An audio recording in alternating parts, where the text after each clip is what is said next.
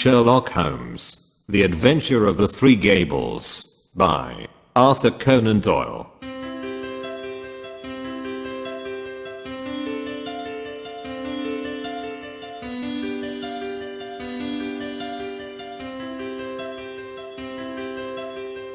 I don't think that any of my adventures with Mr. Sherlock Holmes opened quite so abruptly, or so dramatically, as that which I associate with the Three Gables. I had not seen Holmes for some days, and had no idea of the new channel into which his activities had been directed. He was in a chatty mood that morning, however, and had just settled me into the well-worn low armchair on one side of the fire, while he had curled down with his pipe in his mouth upon the opposite chair, when our visitor arrived. If I had said that a mad bull had arrived, it would give a clearer impression of what occurred. The door had flown open and a huge Negro had burst into the room. He would have been a comic figure if he had not been terrific, for he was dressed in a very loud grey check suit with a flowing salmon-colored tie. His broad face and flat-end nose were thrust forward, as his sullen dark eyes, with a smouldering gleam of malice in them, turned from one of us to the other. "Which of you gentlemen is Massa Holmes?" he asked. Holmes raised his pipe with a languid smile. "Oh, it's you, is it?" said our visitor, coming with an unpleasant stealthy step round the angle of the table. "See here, Massa Holmes, you keep your hands out of other folks' business. Leave folks to manage their own affairs. Got that, Massa Holmes?" "Keep on talking," said Holmes. "It's fine."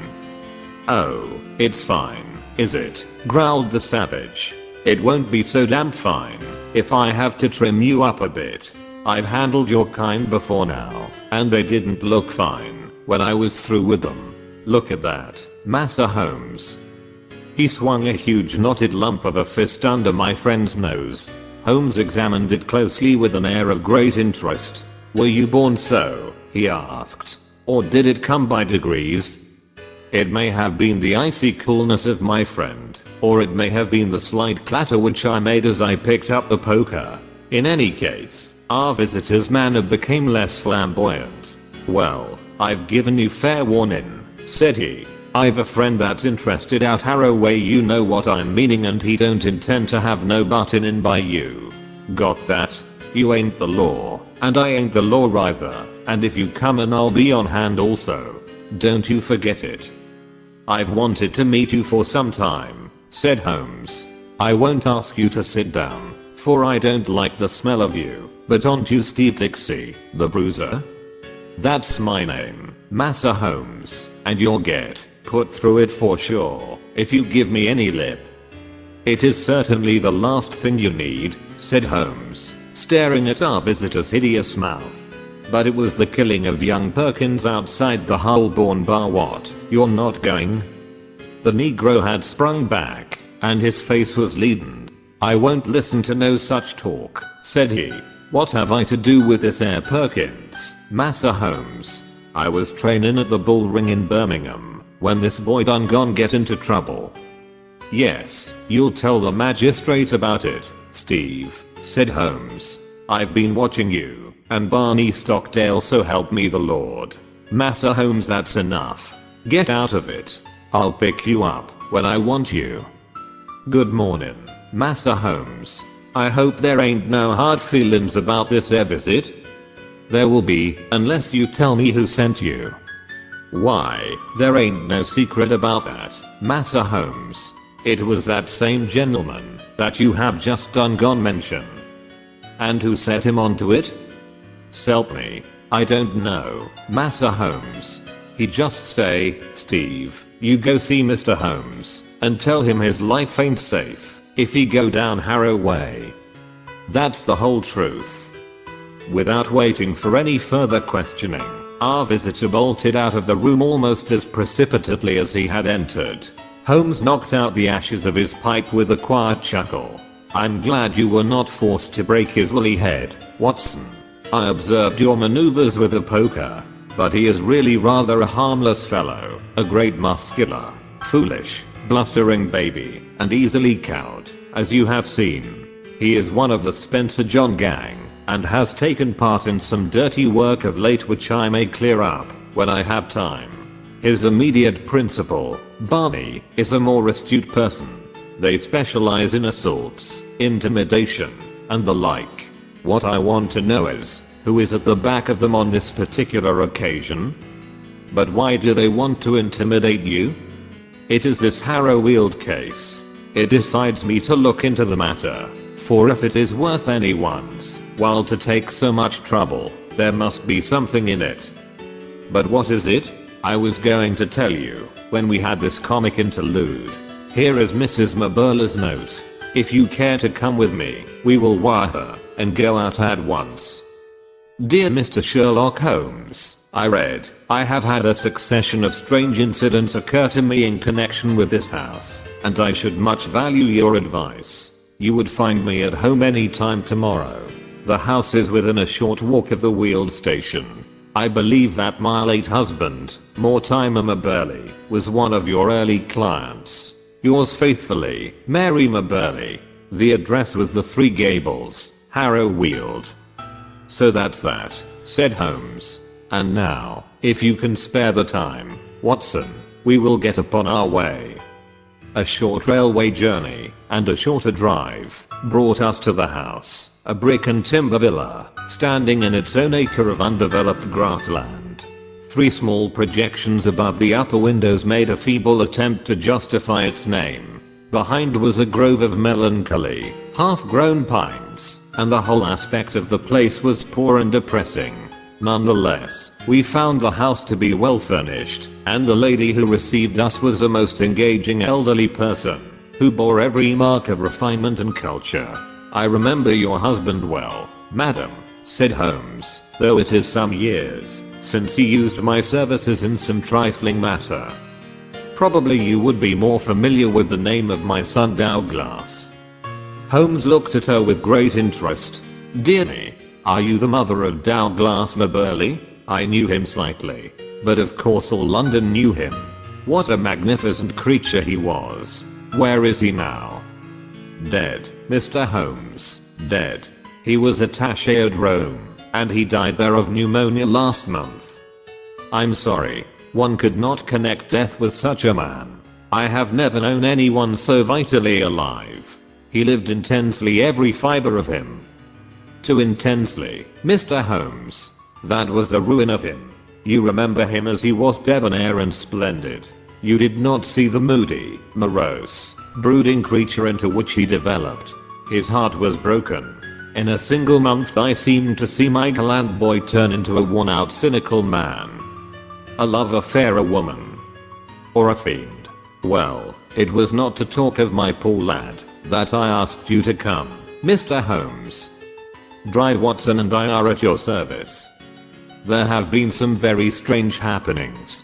I have been in this house more than a year now, and as I wished to lead a retired life I have seen little of my neighbors. 3 days ago I had a call from a man who said that he was a house agent. He said that this house would exactly suit a client of his, and that if I would part with it money would be no object. It seemed to me very strange, as there are several empty houses on the market which appear to be equally eligible, but naturally I was interested in what he said.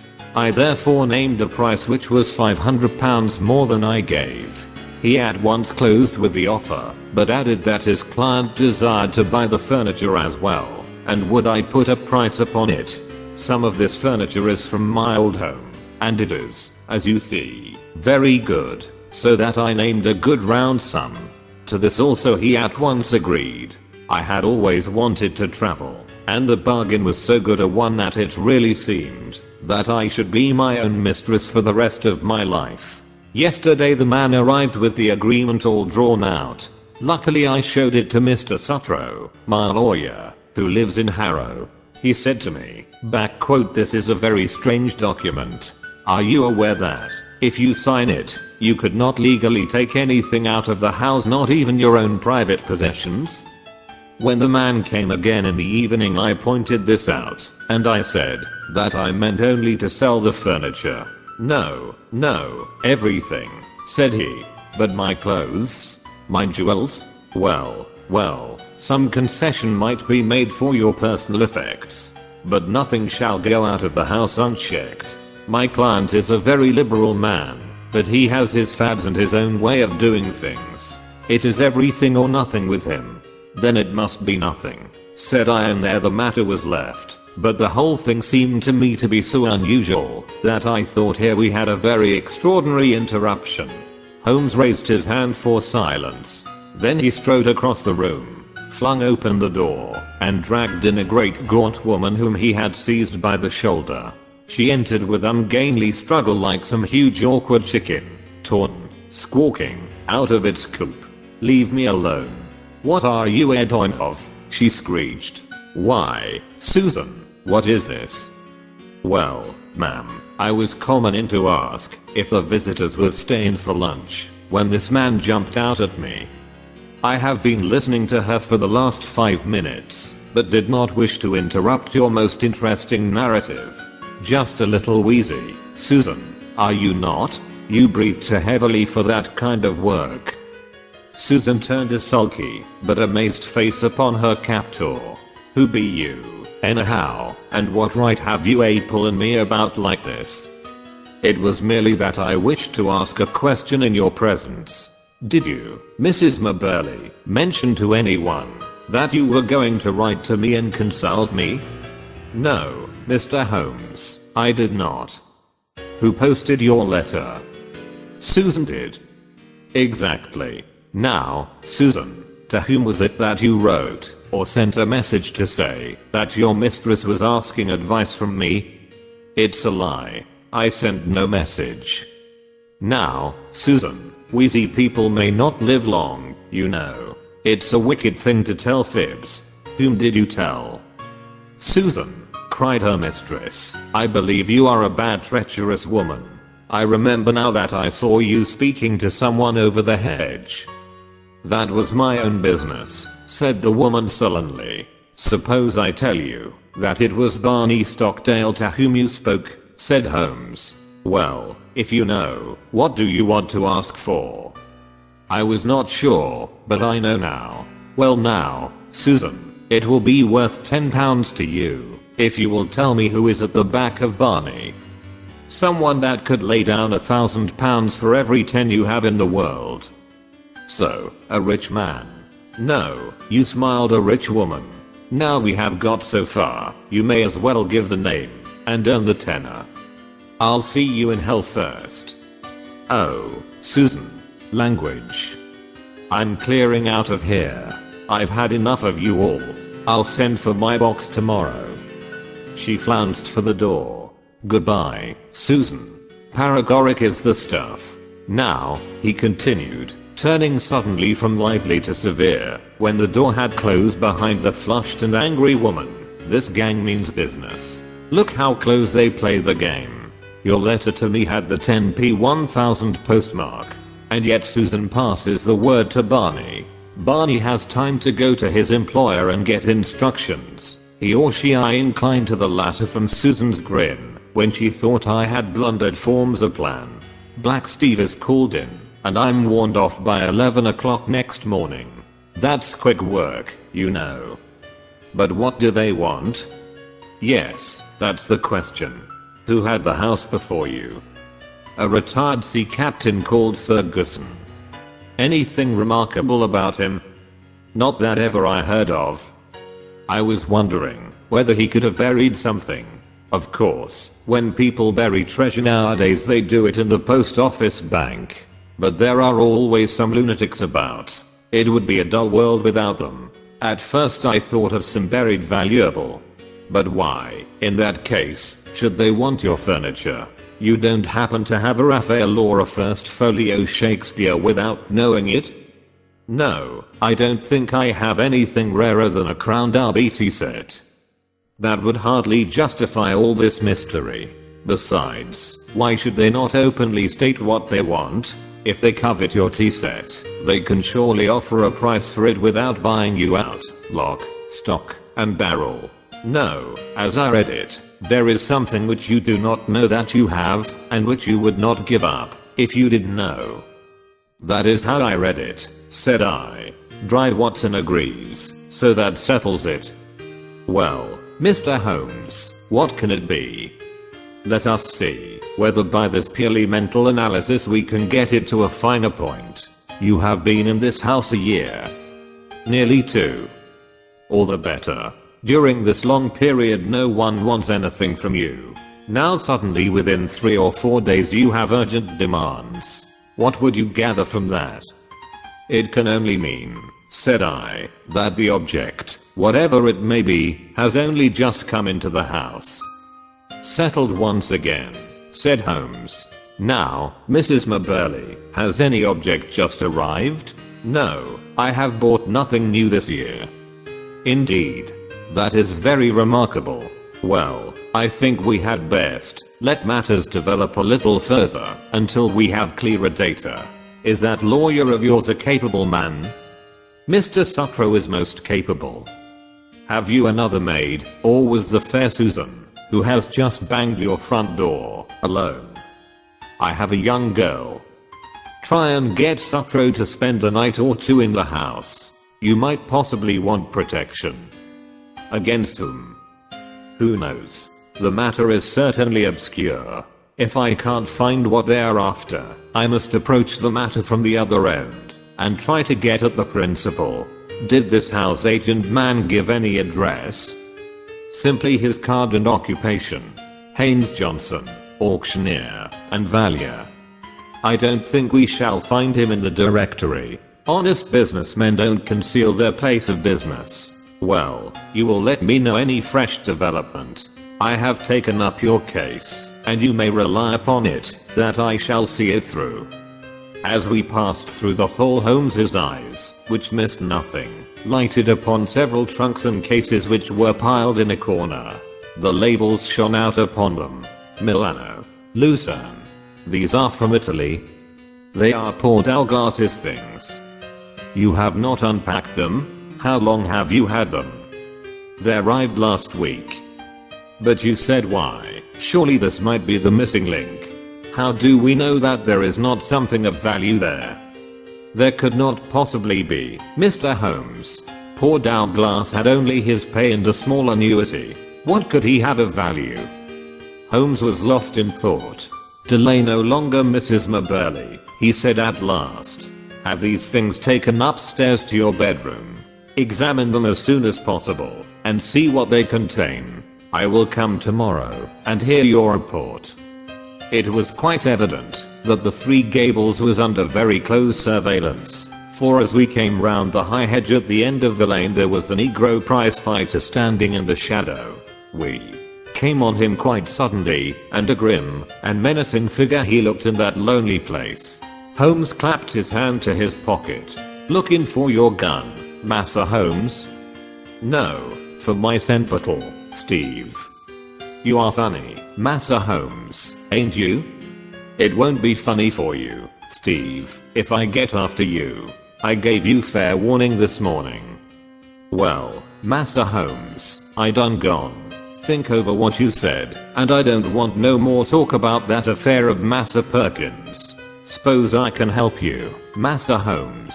I will. Well, then, tell me who is behind you on this job. So help me the Lord. Massa Holmes, I told you the truth before.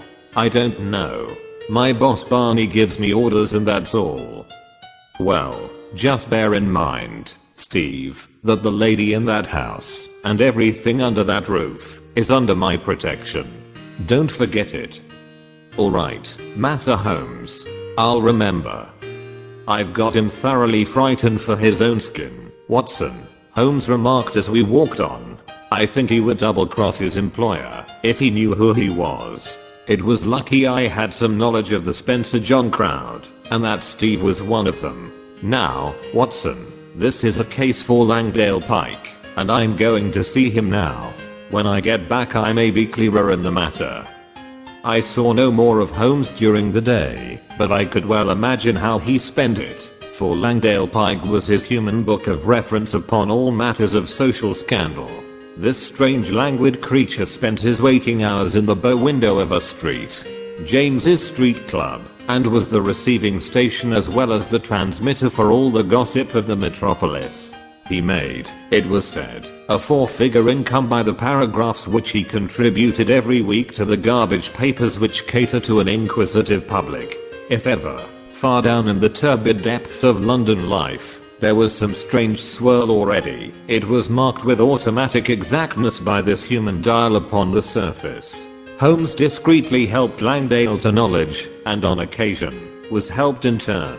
When I met my friend in his room early next morning, I was conscious from his bearing that all was well, but nonetheless a most unpleasant surprise was awaiting us. It took the shape of the following telegram. Please come out at once. Client's house burgled in the night. Police in possession. Sutro. Holmes whistled. The drama has come to a crisis, and quicker than I had expected. There is a great driving power at the back of this business, Watson, which does not surprise me, after what I have heard. This Sutro, of course, is her lawyer. I made a mistake, I fear, in not asking you to spend the night on guard. This fellow has clearly proved a broken reed. Well, there is nothing for it, but another journey to Harrow Weald. We found the three Gables a very different establishment to the orderly household of the previous day. A small group of idlers had assembled at the garden gate, while a couple of constables were examining the windows and the geranium beds.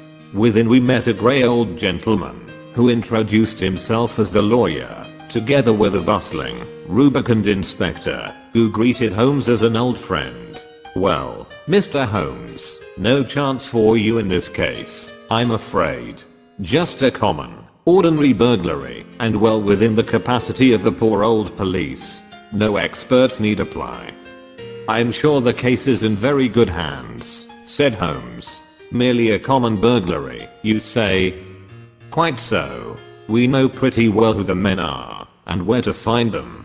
It is that gang of Barney Stockdale, with the big nigger in it they've been seen about here. Excellent. What did they get? Well, they don't seem to have got much. Mrs. Maberly was chloroformed, and the house was here is the lady herself. Our friend of yesterday, looking very pale and ill, had entered the room, leaning upon a little maidservant. You gave me good advice, Mr. Holmes, said she, smiling ruefully. Alas, I did not take it. I did not wish to trouble Mr. Sutro, and so I was unprotected. I only heard of it this morning, the lawyer explained. Mr. Holmes advised me to have some friend in the house. I neglected his advice, and I have paid for it. You look wretchedly ill, said Holmes. Perhaps you are hardly equal to telling me what occurred. It is all here, said the inspector, tapping a bulky notebook. Still, if the lady is not too exhausted, there is really so little to tell. I have no doubt that wicked Susan had planned an entrance for them. They must have known the house to an inch. I was conscious for a moment of the chloroform rag which was thrust over my mouth, but I have no notion how long I may have been senseless. When I woke, one man was at the bedside and another was rising with a bundle in his hand from among my son's baggage, which was partially opened and littered over the floor. Before he could get away, I sprang up and seized him. You took a big risk, said the inspector. I clung to him, but he shook me off, and the other may have struck me, for I can remember no more. Mary the maid heard the noise, and began screaming out of the window. That brought the police, but the rascals had got away. What did they take? Well, I don't think there is anything of value missing. I'm sure there was nothing in my son's trunks. Did the men leave no clue? There was one sheet of paper which I may have torn from the man that I grasped. It was lying all crumpled on the floor. It is in my son's handwriting. Which means that it is not of much use, said the inspector. Now if it had been in the burglar's exactly, said Holmes. What rugged common sense. Nonetheless, I should be curious to see it. The inspector drew a folded sheet of foolscap from his pocketbook. I never pass anything, however trifling, said he with some pomposity. That is my advice to you, Mr. Holmes. In 25 years experience I have learned my lesson. There is always the chance of finger marks or something. Holmes inspected the sheet of paper. What do you make of it, Inspector? Seems to be the end of some queer novel, so far as I can see. It may certainly prove to be the end of a queer tale, said Holmes. You have noticed the number on the top of the page. It is 245. Where are the odd 244 pages? Well, I suppose the burglars got those. Much good may it do them. It seems a queer thing to break into a house in order to steal such papers as that. Does it suggest anything to you, Inspector? Yes, sir. It suggests that in their hurry the rascals just grabbed at what came first to hand. I wish them joy of what they got. Why should they go to my son's things? Asked Mrs. Maberly. Well, they found nothing valuable downstairs, so they tried their luck upstairs. That is how I read it. What do you make of it, Mr. Holmes? I must think it over, Inspector. Come to the window, Watson. Then, as we stood together, he read over the fragment of paper. It began in the middle of a sentence, and ran like this. Face bled considerably from the cuts and blows, but it was nothing to the bleeding of his heart as he saw that lovely face, the face for which he had been prepared to sacrifice his very life, looking out at his agony and humiliation. She smiled, yes, by heaven, she smiled, like the heartless fiend she was, as he looked up at her. It was at that moment that love died, and hate was born. Man must live for something. If it is not for your embrace, my lady, then it shall surely be for your undoing and my complete revenge. Queer grammar, said Holmes with a smile as he handed the paper back to the inspector. Did you notice how the backquote he suddenly changed to backquote my? The writer was so carried away by his own story that he imagined himself at the supreme moment to be the hero. It seemed mighty poor stuff, said the inspector as he replaced it in his book. What, are you off, Mr. Holmes? I don't think there is anything more for me to do, now that the case is in such capable hands. By the way, Mrs. Maberly, did you say you wished to travel? It has always been my dream, Mr. Holmes. Where would you like to go, Caro? Madeira, the Riviera? Oh, if I had the money I would go round the world. Quite so. Round the world. Well, good morning. I may drop you a line in the evening. As we passed the window I caught a glimpse of the inspector's smile and shake of the head. These clever fellows have always a touch of madness. That was what I read in the inspector's smile. Now, Watson, we are at the last lap of our little journey, said Holmes when we were back in the roar of central London once more. I think we had best clear the matter up at once, and it would be well that you should come with me, for it is safer to have a witness when you are dealing with such a lady as Isadora Clean. We had taken a cab and were speeding to some address in Grosvenor Square. Holmes had been sunk in thought, but he roused himself suddenly. By the way, Watson, I suppose you see it all clearly? No, I can't say that I do. I only gather that we are going to see the lady who is behind all this mischief. Exactly. But does the name Isadora Clean convey nothing to you? She was, of course, the celebrated beauty.